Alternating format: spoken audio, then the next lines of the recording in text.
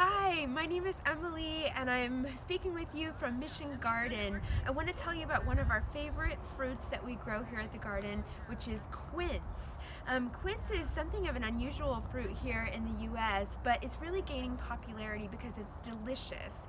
You can see that it looks similar to an apple, but it's a little more astringent and sometimes possible to eat right off of the tree, but oftentimes it's cooked. So I want to give you a couple tips today.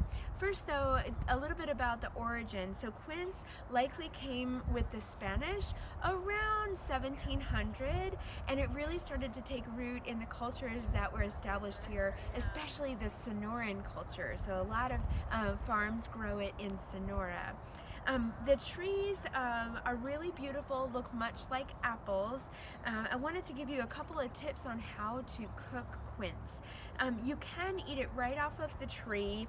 You just want to brush off some of that fuzz, cut it off of the core, and then you can toss it with just a little bit of chili and lime, and it's delicious for an appetizer. Another very common way to enjoy quince is in something called cajeta de membrillo. Membrillo is the Spanish word for quince, and they cook it down into a quince paste that can then be sliced and served with cheese. One of my favorite ways to enjoy quince is just to eat it like a butter, like an apple butter, but a quince butter. And you cut it off of the core, throw it in your crock pot, a little bit of sugar if you like, a little bit of cinnamon. Cook it away for several hours, come back and mash it up with a potato masher, and you have this delicious spreadable quince butter. It's really tasty and super easy. You could also do that on the stovetop if you don't have a crock pot. And then if you want to just try it in a savory dish, you can cut it off of the core and toss it into stews just in the same way that you would use potatoes.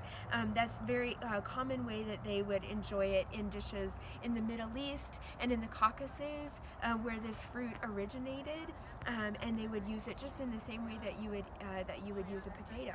So feel free to try it. Again, taste it off of the tree, or you can also boil it up, steam it. You can also microwave it for 30 seconds to a minute. Super, super simple. So do try this fruit in a variety of ways. And then check out on our website as well if you'd like more information. Visit missiongarden.org, and you can also find the link that I'll put in the notes on this video to learn lots more about the history and different ways to enjoy quince. Thank you.